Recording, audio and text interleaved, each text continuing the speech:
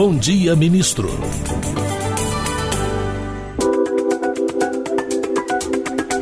Quinta-feira, 31 de outubro de 2024, um ótimo dia para você. Estamos ao vivo, direto dos estúdios da EBC em Brasília, com colegas de emissoras de rádios convidadas de norte a sul do país. Se você está chegando agora aqui, seja bem-vindo. Eu sou Karine Melo e nesta próxima hora estaremos juntos no Bom Dia Ministro.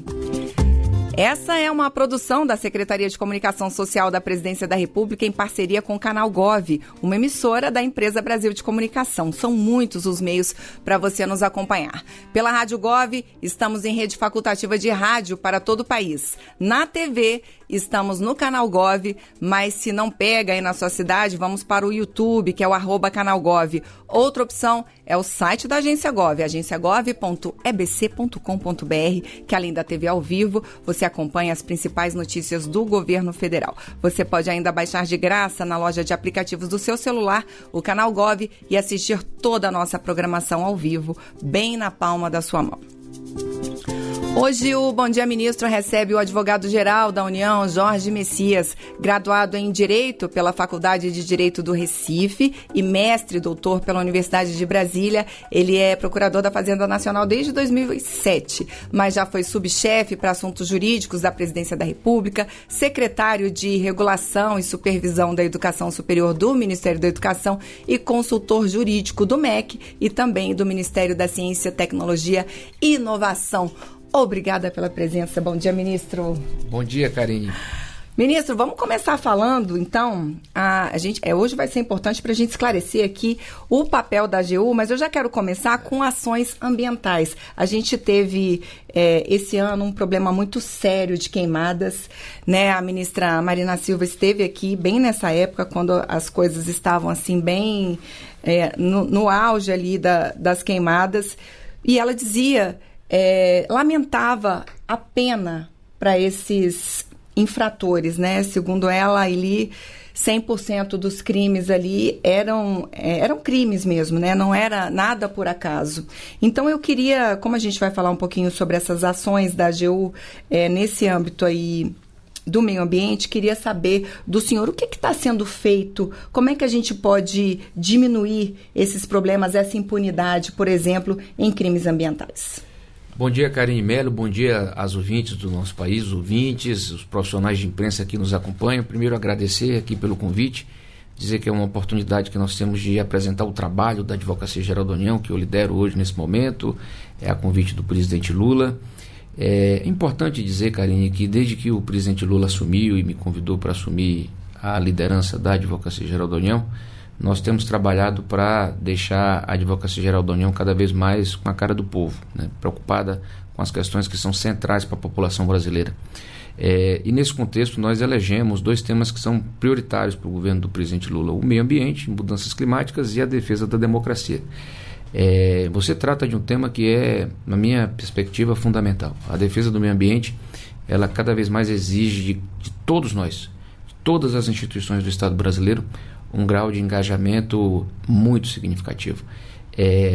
Pegue, por exemplo, o que aconteceu agora nas queimadas dos meses de setembro, outubro, principalmente, queimadas que devastaram áreas inteiras, comprometeram faunas e floras ao longo de 3 biomas, principalmente o bioma amazônico, Cerrado e Pantanal, e que trouxe, efetivamente, esse processo, danos irreparáveis para o meio ambiente. O que acontece? A ação do fogo, nesses casos, não foi em decorrência de fenômenos climáticos. Nós estamos diante de fenômenos que decorrem da ação humana, de forma que o Estado brasileiro ele precisa, a partir de sua estrutura de fiscalização e de persecução penal, administrativa, punir essas pessoas que de fato causam danos ao meio ambiente. As queimadas, como eu te disse, hoje, do ponto de vista penal, ela tem uma pena muito baixa, o que acaba desestimulando as pessoas a de fato cumprirem com suas obrigações ambientais. É uma lei da época de 96, na década de 90, que na década de 90 nós não tínhamos um grau de preocupação ambiental que nós temos hoje, a consciência que nós temos hoje ambiental, e em razão das mudanças climáticas, a gravidade que essas ações causam para o meio ambiente. Portanto, sob a liderança do presidente Lula e a partir de um trabalho conjunto da Advocacia Geral da União, aí com uma presença expressiva do Ministério da Justiça e do Ministério do Meio Ambiente, nós construímos uma proposta de lei que o presidente Lula já apresentou ao Congresso Nacional para aumentar as penas desses infratores ambientais. As queimadas, por exemplo, não podem passar a impressão para a sociedade que vale a pena causar queimadas e com danos incontroláveis, porque cada vez mais os fenômenos climáticos são deslocalizados e não são objeto de plenamente recuperação por parte do meio ambiente. E as consequências são sentidas por toda a humanidade, e no caso do Brasil, a sociedade brasileira. A pena aumenta a partir do projeto de lei que o presidente Lula enviou, que nós ajudamos a construir, de 3 a 6 anos, ou seja, a pessoa não vai começar mais a cumprir pena num regime aberto, ela vai começar a cumprir pena num regime fechado, e isso é importante. Nós temos que ter aí, e o presidente nos pediu que tivesse uma política de tolerância zero contra esses infratores ambientais. É um jogo que nós temos que ganhar. Se nós não ganharmos, o preço que a humanidade inteira paga é muito grande, Karine. E eu preciso também dizer o seguinte: não é suficiente a questão penal. Pois Esse é um ponto que nós temos que também discutir, e nesse momento nós estamos desenvolvendo uma série de ações a cargo da Advocacia Geral da União que vão efetivamente fazer com que esses infratores sintam no bolso. Não vai sair barato mais a infração ambiental.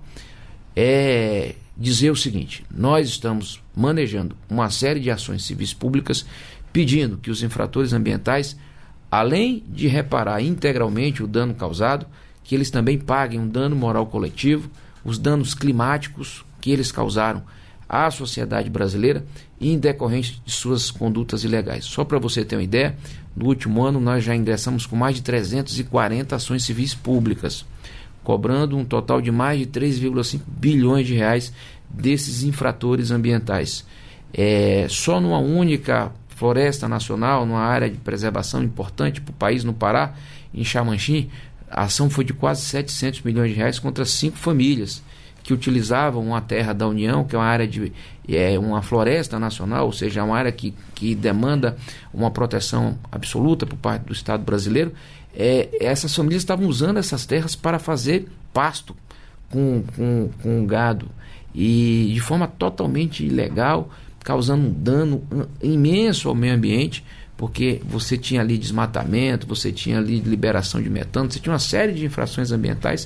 Nós, a partir do trabalho diligente do Ministério do Meio Ambiente, do IBAMA, nós identificamos essas famílias, conseguimos elaborar também com o apoio da Polícia Federal laudos, e a AGU ingressou com ações pedindo, de fato, o ressarcimento integral dessas questões. Mas também isso não é suficiente, nós temos que auxiliar, e temos hoje uma cooperação, assinei no mês passado com o Procurador-Geral da República, o Dr. Paulo Gonet Branco, um acordo de cooperação entre a Advocacia Geral da União e o Ministério Público Federal, para que nós possamos estreitar as relações e trocar informações e apoiar o trabalho um do outro. Então, nesse acordo de cooperação, o Ministério Público Federal vai nos auxiliar nas ações civis públicas, e nós vamos auxiliar o Ministério Público Federal nas ações criminais. Então, é um trabalho importante que as duas instituições estão fazendo em conjunto, em parceria, na defesa do meio ambiente e do clima.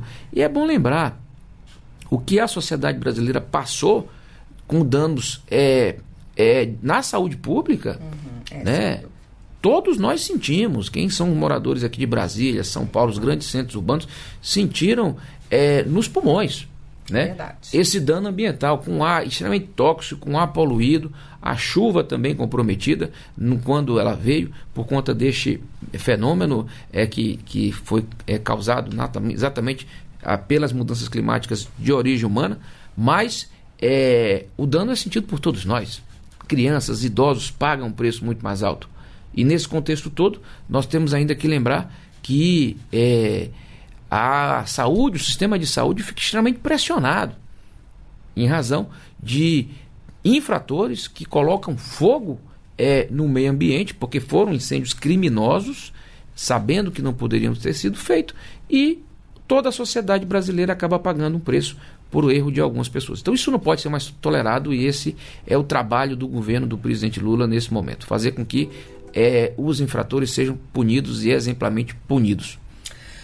Ministro, vamos começar a viajar o país? Vamos sim. Então vamos embora, vamos direto então aqui para o estúdio do lado, para os estúdios da Rádio Nacional, e aí a gente fala também com a Nacional do Rio de Janeiro, Alto Solimões, Amazônia, Brasília. Quem está lá com a gente é o repórter da Rádio Nacional, Gabriel Brum. Ótimo dia para você.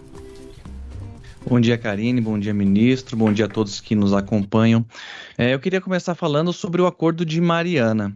Tem uma cláusula lá que diz que se a pessoa quiser aderir, né, quem quiser aderir a esse acordo tem que desistir de ações na justiça no Brasil e no exterior. Isso deve acabar impactando a ação que tem lá na Inglaterra, né, que pede aí 200 bilhões de reais de indenizações da BHP Lymington, que é uma das controladoras da Samarco.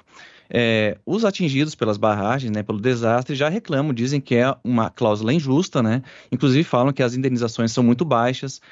Ministro, como é que o senhor vê essa cláusula, né? Como é que ela entrou nesse acordo? Eles conversaram os atingidos tiveram acesso a isso antes? Como é que foi essa negociação? Obrigado. Bom dia, Rafael Brum, Gabriel Brum, perdão, ótima pergunta.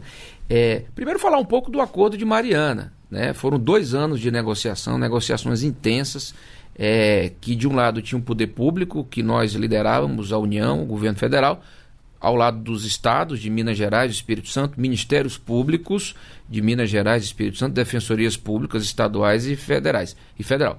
Portanto, é um acordo que contou com uma ampla participação do poder público da União e dos estados diretamente afetados na bacia do Rio Doce. Lembrando que a tragédia de Mariana, com o rompimento da barragem do Fundão, cuja responsabilidade era da Samarco, da empresa Samarco, que é uma empresa que é 50% capital da Vale, que é uma empresa brasileira, e 50% do capital da BHP, que é uma empresa australiana com capital londrino. Então, é por isso que nós fizemos um acordo com a parte privada, representada pela Samarco, que é a empresa diretamente responsável pelo evento, junto com essas 2 empresas que têm um controle da Samarco. Este acordo é uma renegociação de um acordo que tinha sido feito em 2018. Portanto, quando o nosso governo assumiu, nós encontramos um acordo que tinha sido renegociado em 2018, a partir do primeiro acordo, que tinha sido feito em 2016, e este acordo era extremamente problemático. Por que ele era problemático, Karine? Vou explicar aqui aos nossos ouvintes. O acordo atribuía todas as obrigações para as empresas. Então, a indenização das pessoas, a recuperação do meio ambiente, a recuperação da bacia do Rio Doce, a construção de casas, a construção de infraestrutura, a construção de hospitais, centros de atendimento à saúde, à população, aos CRAs. Tudo isso era obrigação das empresas. As empresas tinham se comprometido com o poder público a atender às suas obrigações por meio de uma fundação chamada Fundação Renova. Quem é de Minas Gerais e do Espírito Santo sabe dos problemas que essa fundação tem e teve no passado. Então, dia 5 de novembro, Karine, Gabriel, infelizmente completam 9 anos da tragédia. 19 pessoas morreram, 3 pessoas ficaram desaparecidas, mais de 1,2 milhões de pessoas foram diretamente atingidas na região da bacia do Rio Doce. O presidente Lula assumiu e apresentaram para ele uma proposta de acordo que tinha sido elaborada no governo anterior. Essa proposta de acordo dava total quitação para as empresas e atribuía um valor de dinheiro novo para as ações coletivas no valor de 65 bilhões de reais. Nós, quando assumimos, nós ouvimos primeiro quem? As pessoas. Nós fomos lá, o ministro Márcio Macedo, secretaria-geral, fez uma ampla escuta às comunidades, 11 cidades, 3 mil pessoas, plenárias, prefeitos foram ouvidos. Eu me reuni diversas vezes com vários atingidos, com representantes dos atingidos, principalmente o movimento pelos atingidos por barragem, que é um movimento social importante. Também ouvi diversas vezes os presidentes e relatores das comissões externas da Câmara dos Deputados e da Assembleia Legislativa de Minas Gerais para entender quais eram as preocupações da população. Então foi um acordo feito com o povo, atendendo as preocupações da população, que este é o o principal objetivo do governo do presidente Lula. Eu queria dizer para vocês uma coisa que é muito importante, que neste processo a gente precisa desmistificar. Nós atendemos, na celebração desse acordo, a uma reivindicação histórica do movimento social e da população. A população nos pediu que o Estado brasileiro, que o governo federal e que o governo dos estados assumissem as obrigações que as empresas elas não estavam cumprindo. Por exemplo, a questão ambiental. Muito importante a questão ambiental. Ao longo de 9 anos, as empresas não foram capazes de fazer, de fato, o trabalho ambiental na recuperação das bacias, na recuperação das nascentes, no reflorestamento daquela região. Saúde coletiva, Karine. Não construir os postos de saúde, os hospitais de referência. Aquela população foi muito atingida pelos minérios pesados que foram liberados ali com o rompimento da barragem do Fundão. Educação, ciência, tecnologia e inovação. Trabalho, fundamental. Programas de retomada econômica para investimento no trabalho, na recuperação do tecido produtivo daquela região que foi afetado. Então, o que é que o Estado brasileiro fez? Num trabalho conjunto do governo federal e do governo dos estados, o presidente Lula liderando, nós assumimos essas obrigações. Só que para isso as empresas tinham que indenizar e pagar ao Estado. O que é que nós identificamos? Que o valor que tinha sido negociado no governo anterior era insuficiente. 2 anos de negociação intensos com a liderança do Poder Judiciário, o Tribunal Regional Federal da 6ª Região. Sabe para quanto nós aumentamos o valor? Quanto? 132. 132, mais do que dobramos de dinheiro novo para atendimento à população. Cada item que foi nos solicitado, saúde coletiva, pesca, agricultura familiar, quilombolas, populações indígenas, educação, ciência, tecnologia e inovação, trabalho, emprego e renda, tem R$1 bilhão no acordo destinado às mulheres, exclusivamente às mulheres, porque as mulheres foram discriminadas ao longo desses 9 anos no seu direito legítimo de reparação. Então agora as mulheres terão prioridade a pedido do governo do presidente Lula, negociação que nós fizemos. Portanto, eu preciso dizer o seguinte, são R$170 bilhões, sendo 132 de dinheiro novo e 38 do dinheiro que a Fundação Renova já gastou ao longo desses 9 anos. Como é que fica o acordo? É importante explicar para a população de Minas Gerais e do Espírito Santo como é que fica o acordo.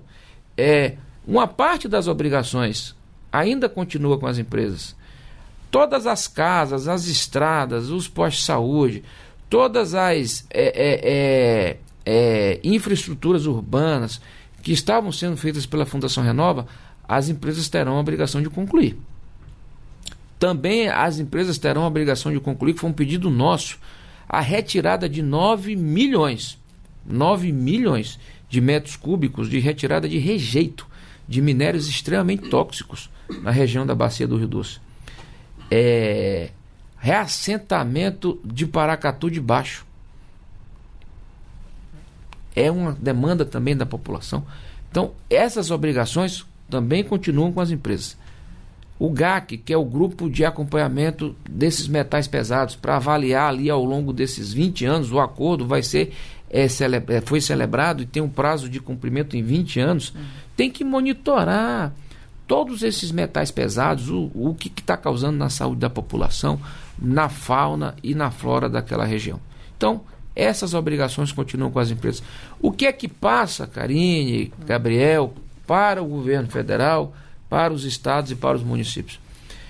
O governo federal vai ser indenizado, vai ser constituído um fundo pelo governo federal. É importante, viu? População de Minas Gerais e do Espírito Santo que está nos ouvindo agora.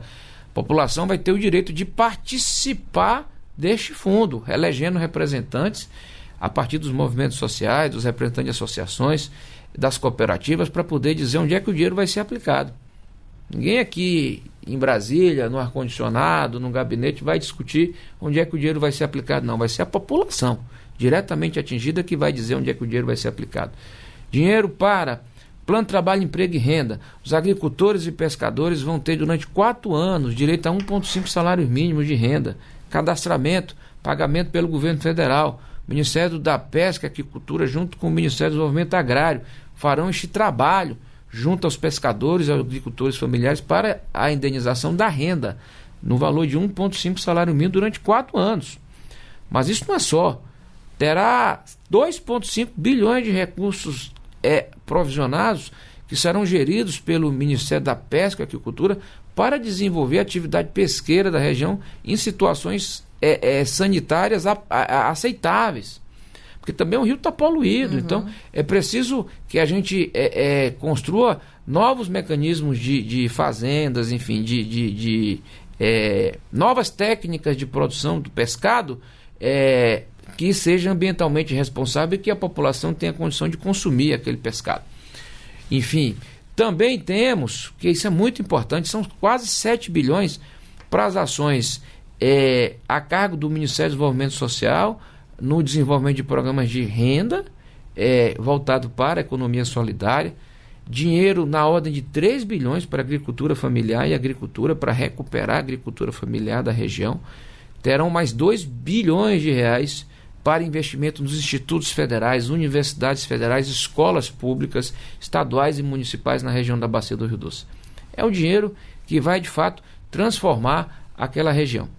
E, muito importante, saneamento básico, 11 bilhões de reais, Ministério das Cidades, a partir do trabalho do ministro Jader Filho, vai fazer um projeto de saneamento ali em conjunto com os estados e com os municípios. E isso vai permitir 2 coisas que são importantes: entregar um saneamento básico com água potável para a população que não tinha, e antecipar as metas de universalização do saneamento básico. Hoje estão para 2033, vamos tentar antecipar isso com o trabalho do Ministério das Cidades e baratear a tarifa, levar uma tarifa mais barata para a população. Estradas, BR-256, BR-262, são 2 rodovias importantes de Minas Gerais e no Espírito Santo. Tem 4,5 bilhões de reais reservado no recurso para recuperação e ampliação dessas rodovias. Rodovias com segurança. O Ministério do Transporte está desenvolvendo um projeto a partir do trabalho do ministro Renan Filho para antecipar esses recursos via concessão, para que as estradas de fato sejam construídas e sejam recuperadas no menor tempo para a população de Minas Gerais e do Espírito Santo. Tem algo que é muito importante para o desenvolvimento econômico daquela região, que é projetos de participação popular direta, com a priorização para as associações e cooperativas da região. Elas terão prioridade na seleção desses projetos. Então nós vamos ter 5 bilhões de reais a partir de projetos desenvolvidos pela população da região para a retomada econômica, geração de emprego e renda na veia, gente, que será feita a partir deste programa. Eu quero dizer o seguinte: o governo federal celebrou um acordo possível. Ninguém celebra um acordo diante de uma tragédia achando que é um acordo bom. Eu não quis fazer o maior acordo do mundo. Eu quis fazer o melhor acordo do mundo possível. E foi o que nós, de fato, entregamos. Agora, o Gabriel perguntou uma questão que é importante a gente responder, que é a questão da indenização individual. Ao longo de 9 anos, Karine, eu vou te dar um dado. 9 anos, só 112 mil pessoas foram indenizadas. 112 mil. De um total de quanto? De um total em torno de atingido em torno de 600, 700 mil pessoas. Certo. Efetivamente, as pessoas que foram indenizadas foram as pessoas que comprovaram algum dano material. Perdeu um carro, perdeu uma casa, perdeu renda, reduziu o consumo, reduziu uma atividade econômica no comércio. For à Justiça ou for à Fundação Renova, que está sendo extinta, para comprovar dano. A grande maioria não recebeu. Essa é que é a verdade. Não recebeu nada. A grande maioria teve seu pedido negado na Justiça ou pela Fundação Renova. O que é que nós fizemos? Foi uma negociação difícil. Foi uma das mais difíceis que eu já fiz. Nós conseguimos negociar um valor de 35 mil reais por pessoa, sendo que se for agricultor ou pescador, o valor é 95 mil reais. A média varia 400 mil pessoas. Entre 300 e 500 mil pessoas poderão ser alcançadas. De uma forma simplificada, a partir de um simples requerimento, sem burocracia, como foi feito no passado, essas pessoas terão, depois de 9 anos, direito à indenização. E olha que não vai precisar comprovar dano, porque essas pessoas, inclusive, não tinham mais condição de acessar a justiça. Muitos tinham seu direito prescrito aqui no Brasil. O acordo que nós fizemos foi um acordo na Justiça Brasileira para encerrar ações no Brasil. Não fizemos acordo na Justiça de Londres. O Brasil atua, o governo brasileiro atua na Justiça Brasileira. Então nós não temos nada a ver com essas ações de Londres. Isso aí é uma questão que envolve diretamente as empresas e que envolve as pessoas que foram a Londres e os municípios.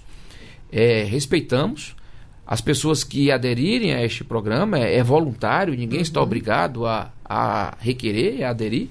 Quem aderir, evidentemente, está optando pela Justiça Brasileira.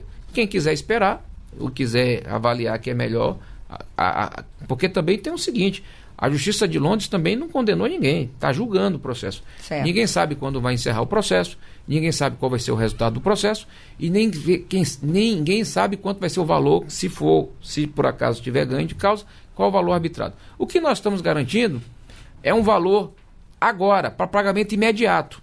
Essas pessoas têm até 150 dias para receber o dinheiro quando requererem. E é isso que nós estamos falando. Perfeito. Vamos botar o pé na tábua agora, ministro. Me ajuda, ó. Vamos lá, a gente tem ainda 6 rádios com a gente. Vamos direto, já que a gente está falando desse assunto aí do Rio Doce. Vamos direto para Vitória, Rádio Band News. João Vitor Gomes, bem-vindo. Um ótimo dia para você. Ótimo dia, Karine. Bom dia, ministro. Ministro, queria continuar no assunto que o senhor estava citando agora sobre a indenização, a ação movida na Inglaterra. A informação, né, que está circulando na imprensa é de que um dos pontos desse acordo é a retirada, a desistência, aliás, deixa eu pegar certinho aqui, ó, a desistência, retirada ou extinção das ações judiciais ajuizadas no exterior com um pedido formulado em decorrência do rompimento da barragem. Isso para o recebimento das indenizações. Isso vai ser colocado, só confirmando com o senhor, isso vai ser posto como exigência do acordo e como isso vai funcionar? João, é o seguinte, as pessoas não podem ser indenizadas 2 vezes pelo mesmo fato. Então, se a pessoa requerer a indenização aqui, nas condições que foram negociadas, ela vai estar abrindo mão da ação de Londres. Mas não é uma questão coletiva, é uma questão individual. As pessoas que preferirem esperar Londres e o resultado de Londres e o tempo de Londres é uma questão que vai de acordo com a avaliação individual.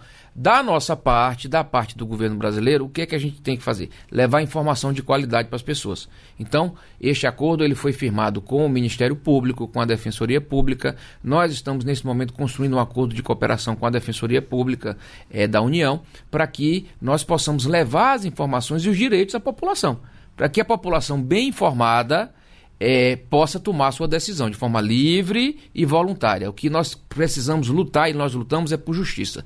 O principal sentido da justiça é a luta pela equidade. O governo do presidente Lula, a Advocacia Geral da União tem compromisso com a justiça. Então, é uma questão que as pessoas vão ter que escolher do ponto de vista individual, de forma livre, informada, para que ninguém possa ser, digamos assim, enganado neste processo.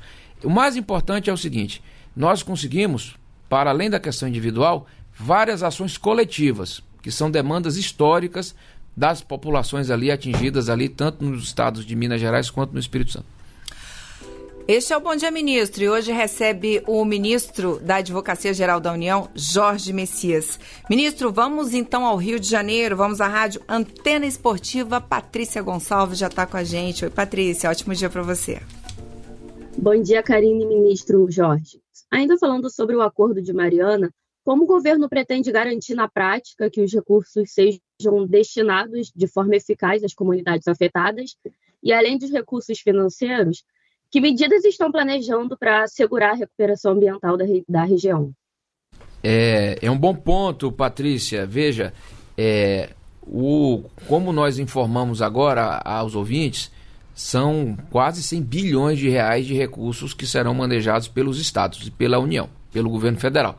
E esses recursos eles são carimbados. O dinheiro para saneamento tem que ir para saneamento, o dinheiro para trabalho e renda tem que ir para trabalho e renda, o dinheiro para pesca tem que ir para pesca. O presidente Lula pediu que esse dinheiro fosse utilizado da forma mais eficiente possível. e com a maior transparência e prestação de conta à população. Porque a população atingida. Sim. Que é um outro ponto, viu, Karine? Porque quando nós começamos a discussão, havia uma demanda de pegar o recurso e pulverizar o recurso. Aí teria o efeito aerosol. Esse valor ia ser pulverizado e a população atingida da bacia do Rio Doce não ia receber de fato aquilo que tinha direito. O presidente Lula também atendeu uma outra reivindicação histórica dos atingidos por barragem e disse: os recursos vão para os atingidos. Ou seja, o recurso tem que ser gasto na região da bacia do Rio Doce. São 49 municípios da bacia do Rio Doce que serão contemplados. Os recursos do governo federal, eles serão geridos por um fundo pelo Banco Nacional do Desenvolvimento Econômico e Social, pelo BNDES. Então o BNDES vai gerir um fundo financeiro. Esse fundo financeiro ele vai ser aplicado nessas ações a partir dos projetos, das ações que serão efetivamente apresentados pelas populações atingidas, que serão apresentados pelos ministérios, que serão apresentados pela Defensoria, pelo Ministério Público. Então, a governança desse recurso é uma governança que vai garantir transparência, prestação de contas, rastreabilidade e vai garantir, sobretudo, eficiência no gasto. Nós estamos estudando nesse momento, a partir de uma proposta, aí na liderança do ministro Rui Costa, o ministro-chefe da Casa Civil, do governo do presidente Lula, uma proposta muito interessante, que é tentar antecipar os recursos através de concessões, PPPs, para que a população possa perceber mais rapidamente possível os benefícios dessa negociação, dessa pactuação. É muito importante que esses recursos sejam bem aplicados. Nós estamos na terceira negociação, é a segunda repactuação.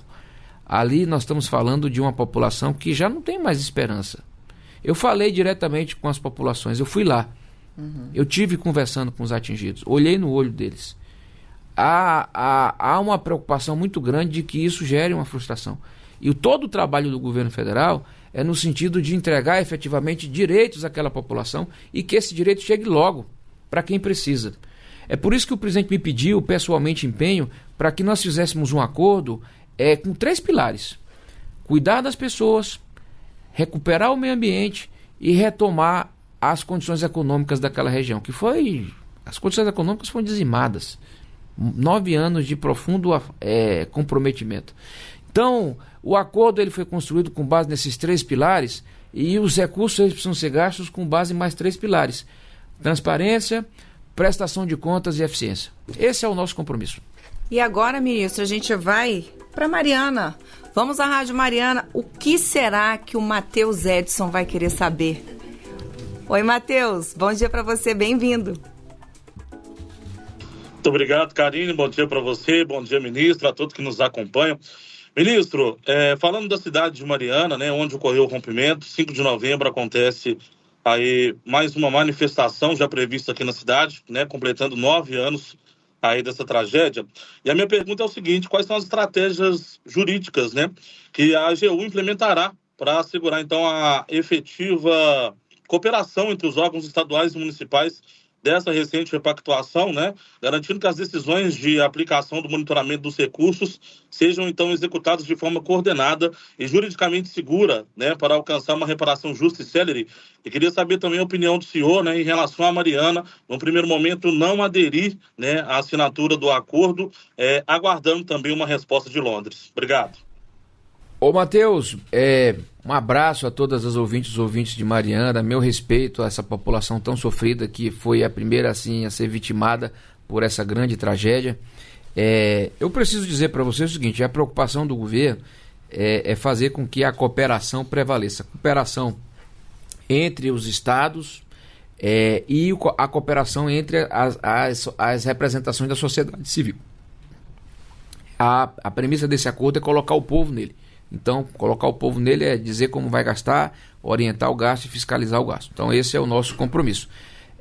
O presidente nos pediu, e nós estamos em fase final de construção de um decreto da governança desse sistema, que vai prever um Conselho Federal com a participação popular, para que as pessoas possam apresentar a partir de comitês temáticos de saneamento, de saúde, de pesca, as suas propostas. Então, o CIF, que era o Comitê Interfederativo, que era gerido pelo MMA, vai ser extinto e nós vamos fazer agora este novo modelo, que é um modelo mais ágil, mas que garante também transparência e participação popular, que é o que mais importa nesse momento. A eficiência na aplicação do recurso é fazer com que o recurso chegue logo e seja bem aplicado para a população. E a população vai ter condição de requerer essa prestação de conta dos governos dos estados, de Minas Gerais e do Espírito Santo, e dos governos municipais também. Ora, eu não sei exatamente o que é que o município de Mariana vai fazer, mas o acordo, e aí é uma informação importante para a população do município de Mariana, o acordo prevê o valor de 1,65 bilhões só para o município de Mariana, para o município pegar os recursos e aplicar na região de Mariana. Então está lá, o recurso está provisionado para ser pago ao município de Mariana. Aí é uma decisão que vai caber ao prefeito, à Câmara de Vereadores, à população, é uma discussão que vai ser feita com a sociedade, com a população de Mariana. Mas efetivamente o recurso está lá e essa é uma decisão que cabe respeitando até a autonomia do ente federativo, ao município.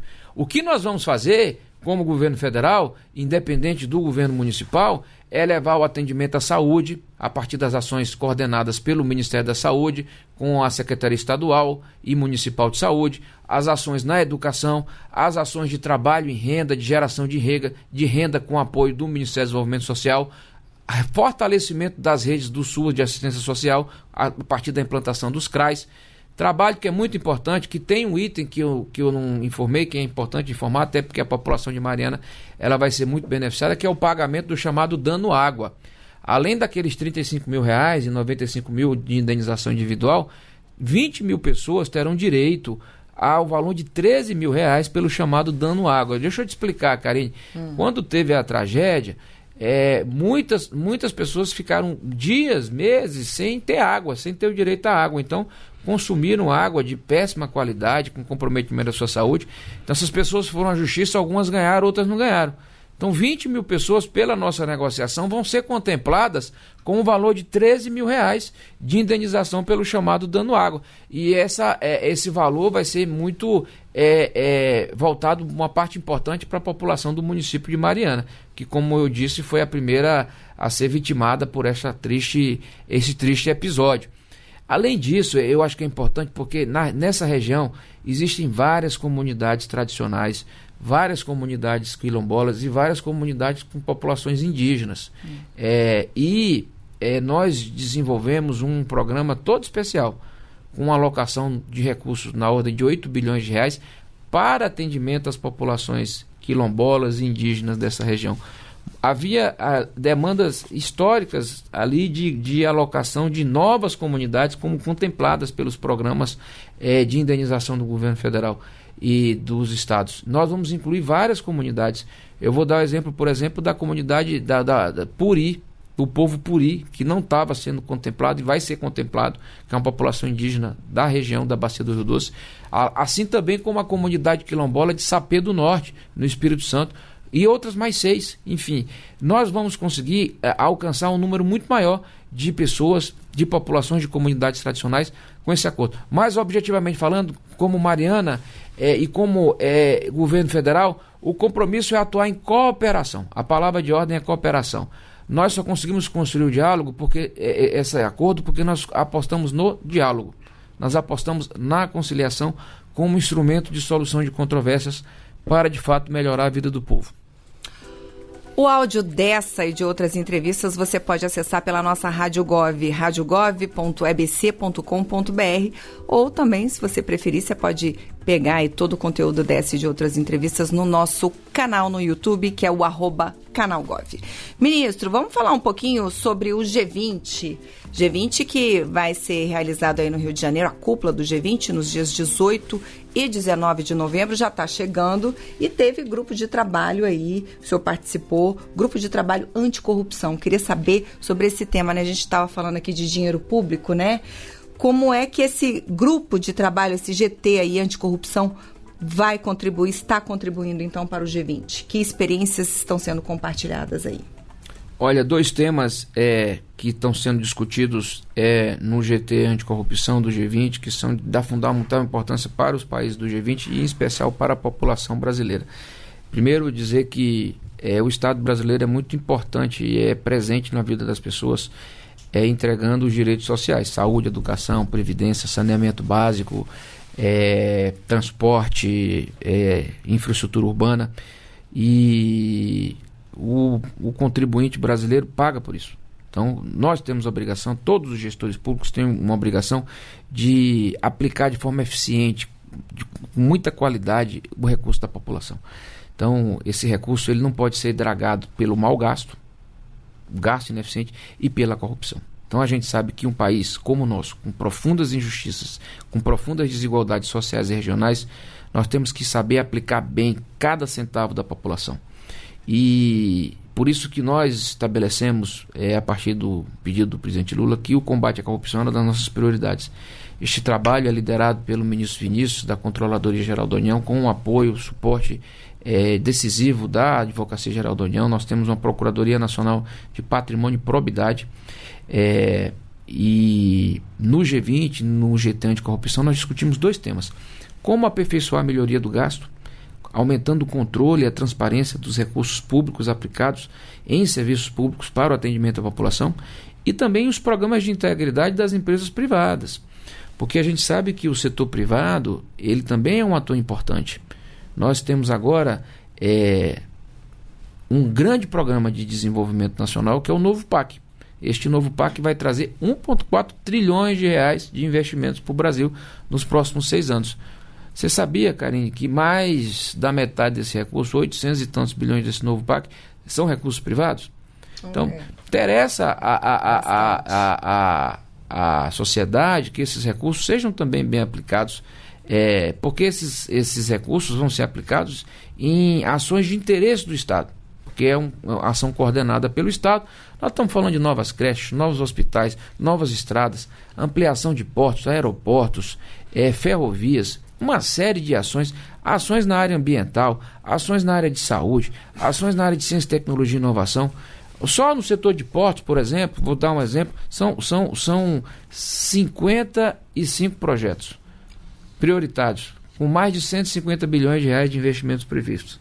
É um conjunto muito expressivo de investimentos. Peguei um setor, mas para ilustrar a importância do papel do particular, do privado, da livre iniciativa nesse processo.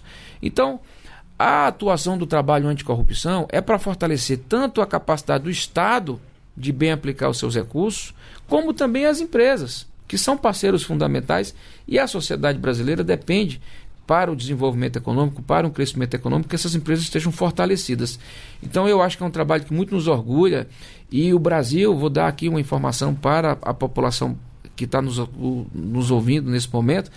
O Brasil teve o seu trabalho de combate à corrupção no governo do presidente Lula reconhecido agora. Eu fui à China liderar uma comitiva a pedido do presidente, e um brasileiro, um advogado da União, Dr. Boni Soares, ele foi eleito vice-presidente da Globee Network, que é a rede da ONU de combate à corrupção, em reconhecimento ao esforço, ao trabalho do Brasil na luta anticorrupção. Então, este trabalho tem nos orgulhado, temos conseguido números muito expressivos, e no ano de 2023 nós recuperamos mais de 2 bilhões de reais de recursos desviados, recursos que foram desviados da saúde, da educação, de obras. Foi um aumento de 30% de aumento de recursos recuperados à luz do governo anterior de 22. Então é um número expressivo, mostra o compromisso e o trabalho do nosso governo na luta anticorrupção. Importante isso que o ministro está falando, porque nesse momento o governo discute exatamente corte de gastos. A ministra Simone Tebet, inclusive, destacando que o Brasil precisa acabar com políticas públicas ineficientes. Vamos para São Paulo, ministro. Vamos à Rádio Bandeirantes. Pedro Gambazzi já está com a gente. Oi, Pedro.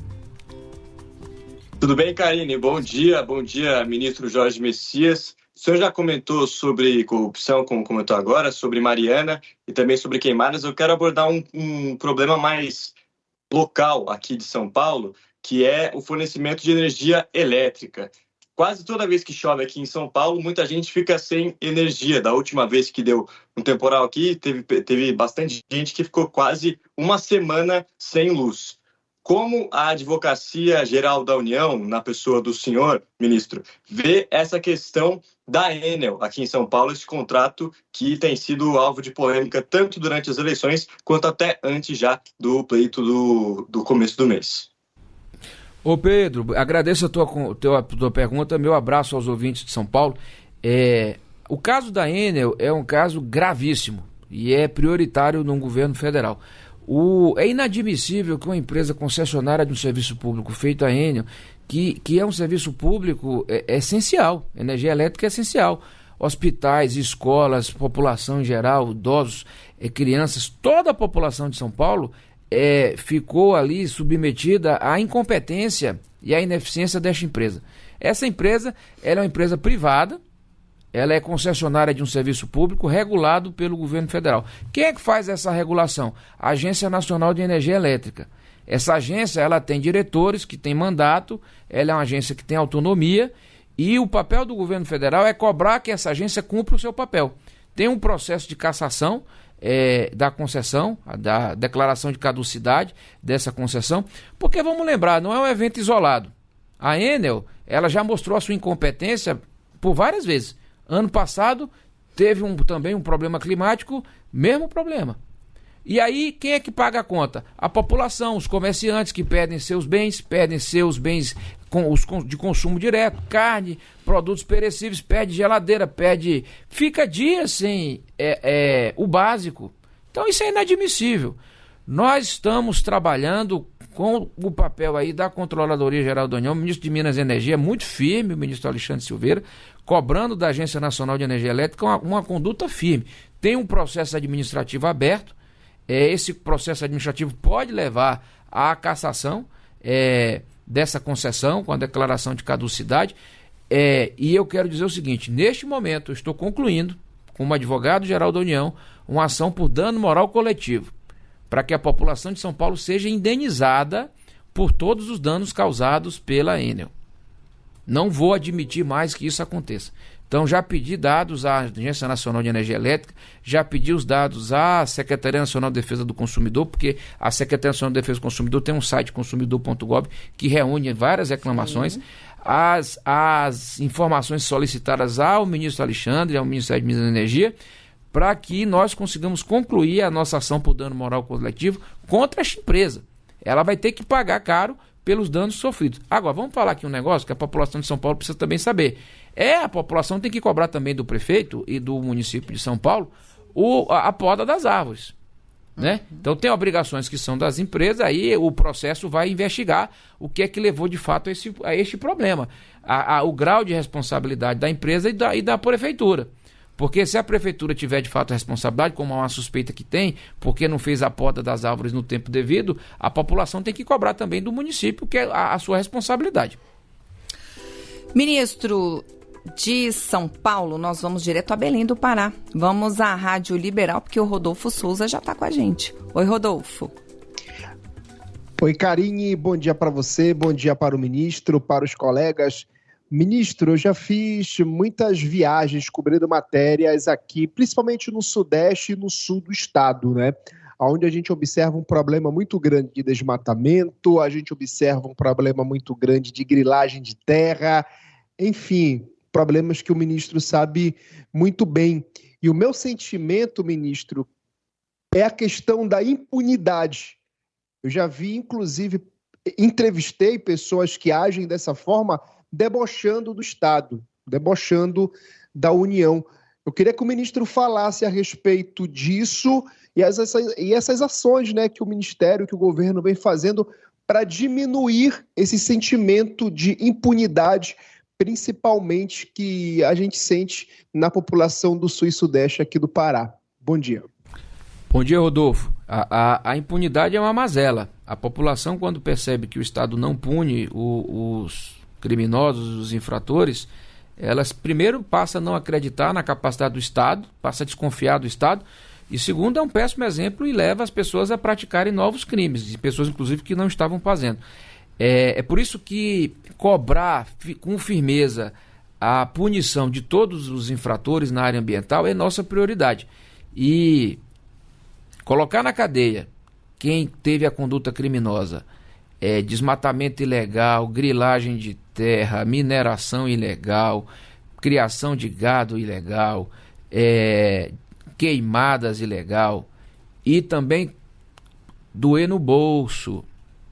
O pessoal vai sentir no bolso. As multas devem chegar até que valor, ministro? Nós estamos estudando essa proposta para aumentar as multas. Hoje as multas são muito baixas, né? Não chega a R$200 mil, e a proposta é trabalhar um conceito de faturamento, podendo chegar até R$10 milhões. Isso está sendo reformulado, tem um decreto inicial, mas a ideia é que a gente endureça cada vez mais esse... Mas não é só a multa, não. A multa é só um aspecto. É fazer com que a pessoa que se beneficiou de forma indevida, criminosa, daquela conduta, pague pelo seu dano. Certo. Então, o que é que nós fizemos agora de uma forma inédita? Inclusive, eu estive na China agora, nós estamos fazendo uma cooperação, porque o governo chinês vai fazer o mesmo modelo nosso. Nós conseguimos calcular o dano climático causado a partir da emissão de carbono. Então, a partir do carbono emitido pelo dano climático, nós estamos monetizando, nós estamos precificando isso, e nós estamos cobrando das pessoas o dano climático. Então, essas ações que nós entramos agora, ações civis públicas, essa última de Xamanchim, no Pará, da Floresta Nacional, que o Rodolfo Souza conhece tanto aí, que é da região do Pará, esses R$670 milhões refere-se ao dano climático. Eles vão ter que pagar esse dano climático, que é calculado a partir das emissões de carbono que foram feitas em razão da conduta ilegal. Com pedido de bloqueio de bens bloqueados logo. Então a pessoa sente no bolso logo, o crime não compensa. E nós vamos mostrar para essas pessoas que o crime não compensa, tolerância zero contra os criminosos na área ambiental. Ministro Jorge Messias, vamos fechar o nosso giro aqui pelas rádios com a Rádio Tempo de Belo Horizonte. Quem está com a gente é a Mariana Cavalcante. Oi, Mariana, bem-vinda. Bom dia, Karine, bom dia, ministro. Ministro, eu queria voltar rapidinho para a Mariana para entender na prática, para a gente informar nossos leitores, ouvintes, como é que vai funcionar esse requerimento dos afetados. O senhor explicou que existem vários tipos de indenizações diferentes, de acordo com o que a pessoa foi afetada. Eu queria entender, o dinheiro que eles vão receber vai depender do requerimento que eles entregarem para o governo? E aí, como que eles vão fazer a entrega desse requerimento? A partir de onde? A partir de qual dia? Tem um prazo até quando eles podem entregar esse requerimento? Só para a gente informar com eles como eles podem fazer isso. E aí os danos coletivos que o governo vai investir aqui, com construção de postos de saúde, refazer, consertar os danos ambientais, a partir de quando Minas Gerais e Espírito Santo pode esperar ver esse investimento na prática sendo aplicado aqui nos estados? Mariana, rapidamente tua pergunta. Primeiro, nós estamos esperando ainda que o acordo seja homologado pela Justiça. Então, nós celebramos o acordo, peticionamos à Justiça, ao Supremo Tribunal Federal, e pedimos agora que o acordo seja homologado. A partir do momento da homologação do acordo, as empresas têm 150 dias para fazer. As empresas farão esse pagamento diretamente às pessoas que fizerem o requerimento. Então, o governo federal vai acompanhar todo este processo. É a partir do requerimento que vai ser disponibilizado para as pessoas e vai ser feito diretamente junto às empresas para que as empresas possam fazer o pagamento. Em que prazo? 150 dias. Então a expectativa é que até junho do ano que vem, num prazo limite, junho, julho, todas as pessoas que tiverem o seu requerimento, que forem contempladas, elas terão a sua indenização paga. Então essa é a nossa expectativa, nossa obrigação é acompanhar efetivamente o cumprimento dessa obrigação. O dinheiro, quando é que vai chegar para as ações coletivas? Em 30 dias. Então, as empresas têm 30 dias para pagar a primeira parcela. Primeira parcela no valor de 5 bilhões de reais. Então, nós vamos esperar que em torno de novembro, começo de dezembro, entre a primeira parcela no valor de 5 bilhões de reais. Esse valor ele vai ser alocado de acordo com esses itens que eu falei aqui, saneamento, educação, etc. E está prevista uma outra parcela em 2025, no valor de 7 bilhões de reais, e uma outra parcela no valor de 7 bilhões no ano de 2026. Portanto, são 18 bilhões de reais no intervalo de 18 meses. Repito, 18 bilhões de reais no intervalo de 18 meses. O acordo de 100 bilhões, ele vai em 20 anos. São 20 anos, o valor é corrigido pela inflação para garantir o poder real de compra deste valor. mas no intervalo de 18 meses entrarão 18 bilhões de reais. Então é um valor muito importante, é um valor que vai ser investido diretamente na região da Bacia do Rio Doce. Além disso, tem quase 15 bi para o dinheiro do pagamento de indenização individual, que como eu falei, não é só o valor do pagamento individual, tem um valor do dano à água também, que uma parte da população vai receber, 13 mil reais. Nós vamos acompanhar, o governo do presidente Lula pediu que fosse criada uma diretoria na Secretaria-Geral para fazer o acompanhamento da participação popular e do cumprimento das obrigações deste acordo. Vamos acompanhar de perto e in loco as obrigações das empresas e o cumprimento das obrigações também por parte dos estados e do próprio governo federal.